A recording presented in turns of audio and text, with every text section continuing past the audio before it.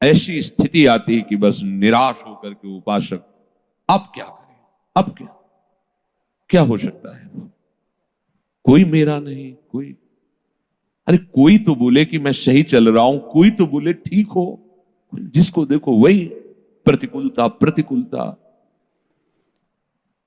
क्योंकि सुख में, अनुकूलता में संसार का संबंध दृढ़ होता है, इसीलिए कृपालु हरि उससे सुखानुभूति संसार में नहीं होने देते, कहीं संबंध दृढ़ नहीं होते, केवल कृपा ही कृपा दिखाई देती। जब वो ऐसी ऊंचाई पे पहुंचता है, लौट के देखता है कि आहा, ये तो केवल हरि कृपा थी, नहीं एकदम सीधी चढ़ाई और ऊपर से काई, कैसे हम चढ़ सकते थे, ये तो केवल ऐसा हुआ कि आंख खुली और चढ़ गए, प्रयास ही नहीं हुआ, ये तो केवल कृपा ने किया।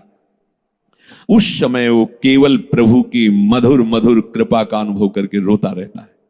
जो उपासक कृपा पात्र होता है उसकी दशा इस रूप में पहुंचती है। सच्ची मानना,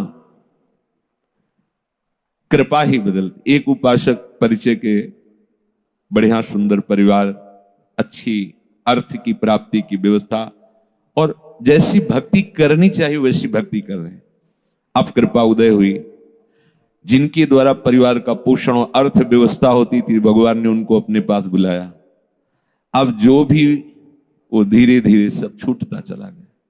अब अखंड वृंदावनवासी बैरागी स्वरूप भजन परायण प्रगट में देखने में लगा सब उजड़ गया, लेकिन आंतरिक वृत्ति से देखो तो लगा सब संभल गया।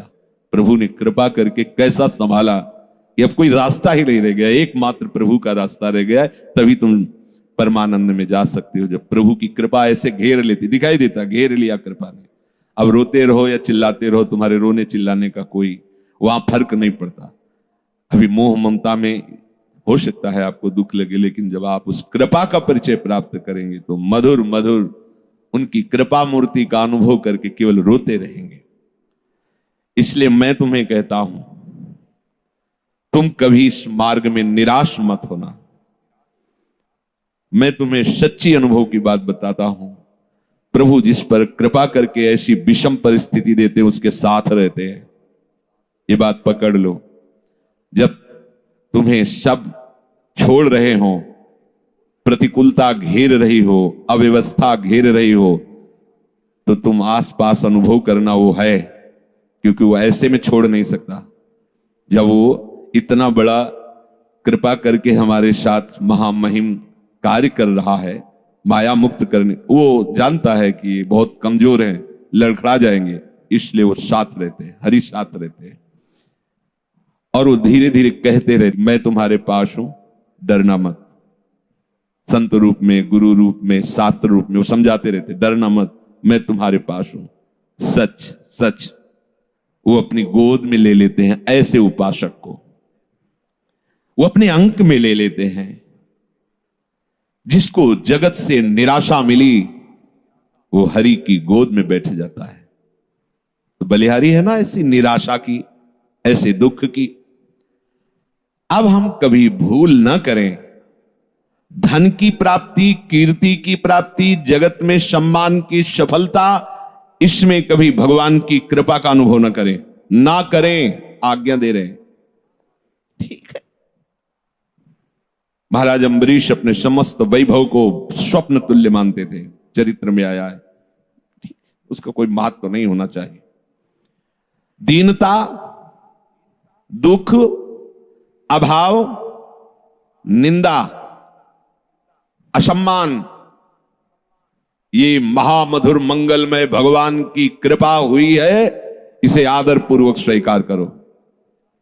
फिर ध्यान दीजिए, धन, मान, कीर्ति, जगत की प्रत्येक सफलता, अनुकूलता, इसमें कभी भगवान की कृपा को मत मानो। ये महापुरुषों के वचन है। दूसरे इसमें टिप्पणी कर सकते हैं कि भगवान की कृपा न माने, तो इसमें क्या माने? ये भगवान की कभी कृपा नहीं हो सकती। वो अपने कृपा पात्रों को माया में नहीं फंसाते, इसी का नाम माया है। जब उसकी चित्तवृत्ति भगवदाकार होती तो स्वयं यश फैल जाता है, स्वयं सारे वैभव उसके चरणों में लौटते हैं, पर वो उसका आदर नहीं करता। अंदर से उसके प्रति मात तो नहीं रहता। ये अंदर की बातें हैं। दीनता, दुख, अभाव, अकीर्ति, निंदा, असम्मान, मधुर मधुर मंगल में भगवान की कृपा हुई है, इसको स्वीकार करो। यह है भगवान की कृपा। अब बोलो हमारे ऊपर भगवान की बड़ी कृपा है। अनुभव करो तुम्हारे ऊपर प्रभु की बड़ी कृपा है। जो इस मार्ग में अमुक प्रकार का अगर वास मिल जाता, अमुक अमुक प्रकार की हमारे को सुविधा मिल जाती, अमुक भोजन पद्धति से मिलता, अमुक प्रकार से लोग हमसे मिलते, अन्य अन्य सुविधाएं, तो हम समझे भगवान की कृपा है। ये अज्ञान है, कभी इसे अपने हृदय में आने मत देना। जब कोई आपको आदर से बुलाए, कोई सम्मान करे, तो आपकी दृष्टि में भी वो नहीं आना चाहिए, आंतरिक दृष्टि में। जैसे कोई हमें जिस गली में जाते हो गाली देता हो और हमसे द्वेष मानता हो, तो हम उस गली में भी नहीं जाना चाहेंगे, अहंकार होने के कारण। ऐसे भक्त जिस गली में आदर होता हो, माला पहनाया जाता हो, उसकी कीर्ति सम्मान हो, उस गली में नहीं जाना चाहिए। और जिस गली में अपमान होता हो, गाली मिलती हो, हफ्ते में 1-2 बार तो उसमें जाना ही चाहिए, जिससे पता चलेगा कि हमारे हृदय की स्थिति क्या है। यह है उलट आप में समा, ये उल्टा मार्ग है। जब आपके हृदय में निंदा करने वाले का और प्रशंसा करने वाले का, दोनों के प्रति कोई भगवत भाव की शिवान्य भाव ना हो, तो समझ लेना अब कृपा फलीभूत हो गई है, अब हृदय की स्थिति बन गई। श्री स्वामी ओंकारानंद सरस्वती जी नजफगढ़ के, जब उनके पास गए, पहले से ही जन्म से ही उनकी कृपा रही, पूर्व गृह में जाते रहते थे। तो जब संत वेश में गए, नई अवस्था, बहुत हंसे। कहा बेटा हमें पता था ऐसा ही होगा, पर ध्यान रखना साधुता बहुत कठिन बात है। साधु को कुत्ते जैसा स्वभाव बनाना चाहिए। मुझे समझ में नहीं आया साधु स्वभाव और कुत्ते का स्वभाव। महाराज जी मेरी समझ में नहीं आया। बहुत ब्रह्म प्राप्त महापुरुष तेजों में एकांत खंडेर गंगा किनारे रहते थे, कोई सुविधा नहीं किसी भी तरह को। एक अल्मोनियम का कटोरा जैसे भिक्षुक लोग रखते हैं, ऐसे ही बस रखा रहता, उसी में जो भिक्षायु पा लिया। ऐसे बोले बेटा जैसे कोई साधु को आदर से बुलावे कि आओ भिक्षा ले लो, जब वहां पहुंचे और दबका के भगा दे, वो 4 कदम चले फिर आदर से आओ, तो बोले उसको सोचना भी नहीं चाहिए कि अभी तो दबकाया था फिर बुला क्यों रहा है। ऐसे अगर 10 बार बुलाए तो 10 बार वापस हो जाना चाहिए।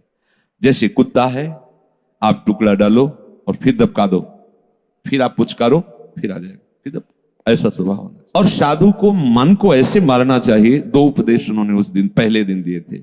जैसे बंदर सांप को मारता है, हमने कभी देखा तो था नहीं, तो बेटा वो बड़े भाव में एकदम बच्चों जैसा स्वभाव होता है, जो ब्रह्म प्राप्त महापुरुष बंदर जैसे सांप को ऐसे पकड़ता है, वो खूब हंसते, ऐसे वो एकदम ऐसा लगता है हंसी की धारा आ रही, आनंद की धारा, लाल चेहरा हो जाता है।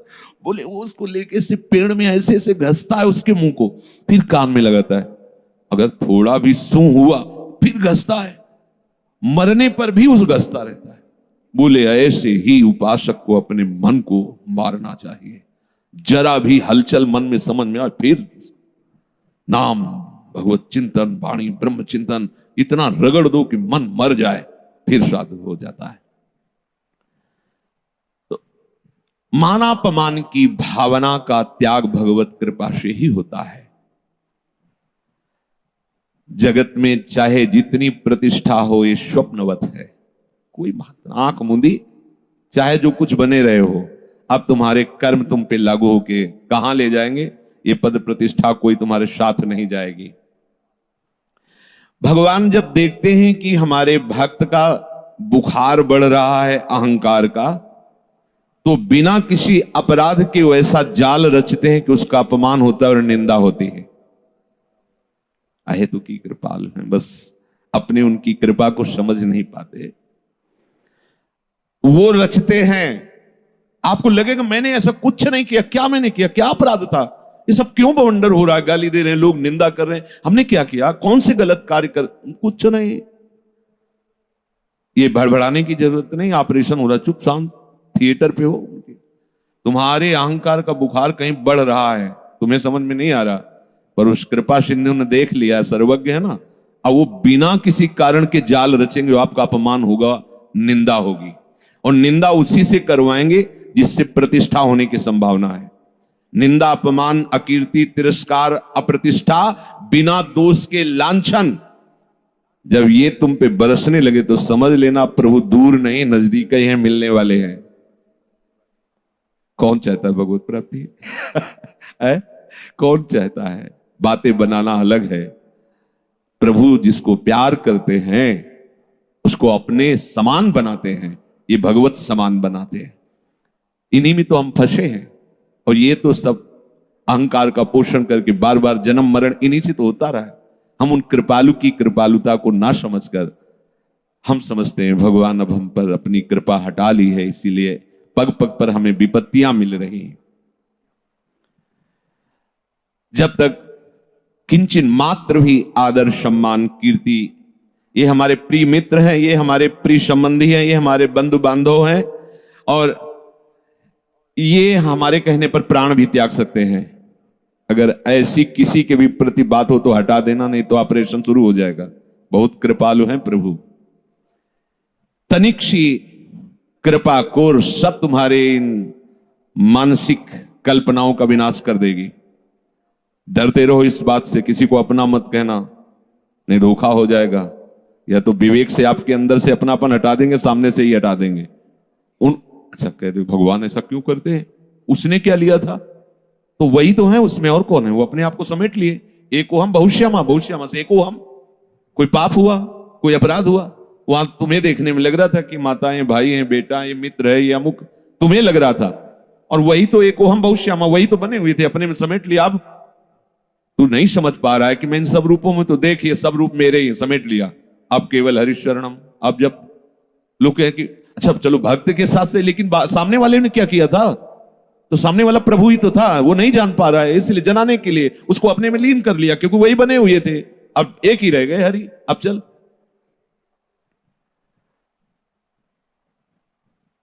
अपने हृदय में हमें कोई बुलाए, हमें कोई प्यार करे, हमें कोई सम्मान करे, हमारी प्रशंसा हो, उपासक को ऐसी आशाओं का त्याग कर देना चाहिए। जब ऐसी आशाओं का त्याग होता है तभी भक्ति से बुद्धि भगवत युक्त मानी जाती है। अगर ऐसा नहीं है तो नास्ति बुद्धि रयुक्तस्य, उसकी बुद्धि प्रभु में युक्त नहीं हुई है। चायुक्तस्य भावना, अब जिसकी प्रभु में बुद्धि युक्त नहीं है उसके हृदय में यह भावना ही नहीं आ सकती कि मुझे केवल कर्तव्य कर्म करना है, बस मैं भगवत मार्ग का पथिक हूं, उपासक हूं, मुझे वही करना है जो मेरे शास्त्र और गुरुदेव कहते हैं। अगर बुद्धि प्रभु में स्थित नहीं है, भोगों में स्थित है, तो यह निश्चय ही नहीं कर सकता, नहीं कर सकता। सब देखने को मिलता है। मन और इंद्रियों का संयम करना उपासक का मुख्य कर्तव्य होता है, और यह होता है भजन से। भजन से विवेक पूर्ण बुद्धि मन और इंद्रियों को गलत मार्ग में जाने से रोकती है। जिसका मन और इंद्रियां संयमित नहीं है, वो असंयमी पुरुष कभी मेरी प्राप्ति की भावना ही नहीं कर सकता। नास्ति बुद्धि रेयुक्तस्य न चायुक्तस्य भावना, नहीं कर सकता। मन और इंद्रियां हलचल मचाए हुए हैं भोगों के लिए, मान सम्मान के लिए, जैसा भी आपने सुना। वो कभी मान चाहता है, कभी सुख चाहता है, कभी आराम चाहता है, कभी धन चाहता है, कभी भोग चाहता है। भीतर ही भीतर उसके सब खलबलियां मचती रहती कामनाओं की, इसलिए वो निश्चय ही नहीं कर पाते कि मुझे प्रभु चाहिए, मुझे प्रियालाल चाहिए। और जिसकी बुद्धि प्रभु में नहीं लगी, अर्थात मेरे को केवल कर्तव्य पालन करना है, भगवत प्राप्ति तो गुरु कृपा से होगी, मैं एक भी अक्षर उनकी आज्ञा का उल्लंघन नहीं कर सकता, कुछ मिले ना मिले, इसे कहते हैं युक्त बुद्धि। तो नचायुक्तस्य भावना, जब कर्तव्य पालन की तुम्हारे अंदर बात ही नहीं आई, तो कामना, आसक्ति, नाना प्रकार की भोग वासनाएं ये अंदर बनी तो रहेंगी। और जब तक इनका त्याग नहीं होगा तब तक भावना ही नहीं बनेगी कि हम प्रियालाल को कैसे रिझाएं, प्रियालाल को कैसे प्राप्त करें। भावोत्सवेन भजतामृष कामधेनु, जब तक बुद्धि युक्त नहीं हुई तो भावना ही नहीं बनेगी। न चाभाव यतः शांति, जब तुम्हारी भावना ही नहीं बनी है तो तुम्हें शांति कैसे प्राप्त हो सकती, विश्राम कैसे मिल सकता है। वो अशांतस्य कुतः सुखम, जो अशांत है हृदय वो दिव्य सुख का अनुभव कैसे कर सकता है। ये अहंकार का पोषण करने का स्वभाव उपासक छोड़ दे। कई उपासक जिसे बताते हम नित्य लीला में प्रवेश, हम बार बार इसलिए कह रहे हैं कि वास्तविक नित्य लीला में प्रवेश कराना हमारे आचार्य, हमारे गुरुजनों का प्रयास है। जो रसरीति सबंते दूरी, सो सब विश्व रही भरपूरी, मूर्ष जीवन कह दई। वो नाटक करने के लिए तुम्हें आदेश नहीं करते, तुम्हें वास्तविक लीला में प्रवेश कराना चाहते हैं आचार्य, महापुरुष जन। आप उनकी आज्ञा के अनुसार चलिए। चार लोग बेचारे अज्ञानी हो, जान लेंगे कि आप नित्य लीला में प्रवेश कर रहे हो, कर चुके हो, प्रणाम करें, नमस्कार, उसे होगा क्या। और प्रवेश तुम किए हो इंद्रियों के भोगों में। अरे उस सर्वज्ञ पर प्रभु की दृष्टि से कोई बच थोड़ी सकता है। ये नाटक क्यों, किसकी रिझाने के लिए, ये दंभ पाखंड क्यों, केवल उदर पोषण और कुछ आवश्यकताएं। ये तो बढ़िया है भैया, बाबागिरी का भेष उतार दो और लेबरी करो, 400-500 रुपया एक दिन में कमाओ और मनमानी सामग्री लो, फिर चलो। और उसमें भी गाय और पशु पक्षियों का कुछ भाग निकाल दो और नाम जप करो, तो बढ़िया तुम्हारी सदगति हो जाएगी। संत बन के भगवत मार्ग के पथिक होकर, उपासक होकर इस बात से अपने को पुजवाना कि मुझे भगवत प्राप्ति हो गई, मैं नित्य लीला में प्रवेश, खिलवाड़ समझा नित्य लीला में प्रवेश होना। अरे रोते रहे बड़े बड़े महापुरुष लाडली जू से, कभी तो कृपा कोर करो। जो अब आप देखो भोरी सखी सेवा कुंज में जो बंदर भी नहीं खाते थे चने, उन ठुड्डियों को बिन करके एक मुट्ठी यमुना किनारे, कितनी जितेंद्रियता है, कितना संयम है, किसी से कोई, वो रोते थे श्री जी के लिए। पूरा जो भोरी सखी के पद हैं आप पढ़ के देखो, उनमें कैसा उनका प्रेम बरस रहा है पदों में। अगर हम वास्तविक नित्य लीला में प्रवेश होना चाहते हैं तो हमें अपने मन और अपने इंद्रियों को प्रियालाल के उच्छिष्ट में ही संयमित करना होगा। और बुद्धि में निश्चय करना है कि चाहे जितना तुम हमें प्रलोभन दो, चाहे जितना तुम हमें आकर्षित करो, इस जन्म में चूक होने वाली नहीं। इस जन्म में मुझे प्रियालाल चाहिए। किसी के द्वारा दिए हुए सम्मान को कभी स्वीकार मत करना, ये बहुत बड़ा जहर है। साधक इससे भ्रष्ट हो जाता है। कोई तुम्हें प्रणाम कर रहा है, नमस्कार कर रहा है, हो सके तो तुम उसे प्रणाम करो, उसे स्वीकार मत करो। अंदर कभी स्वीकार मत करो कि मुझे ये जो पैर छुआने में आपको सुख मिलने लगा या आप इसे अच्छा समझते हैं, तो आपसे प्रार्थना है आप सावधान हो जाइए, आपका पतन शुरू हो चुका है। कोई भी हो, अगर जो झुक करके आपको प्रणाम कर रहे हैं, पैर छू रहे हैं और आप, तो आप समझ लीजिए कि आपने अपना पतन शुरू कर दिया है। आपकी स्वीकृति, वो आपको गाली दे तो कोई फर्क नहीं, वो प्रणाम करे तो कोई फर्क नहीं होना चाहिए। अगर फर्क है अंदर में तो तुम देख लीजिए। शरीर स्वस्थ हो तो अगर तुम्हें कोई पंचांग प्रणाम कर रहा है तो तुमको भी पंचांग प्रणाम करना है। नहीं करना है तो स्वीकार ही नहीं करना है, राधे भी नहीं बोलना।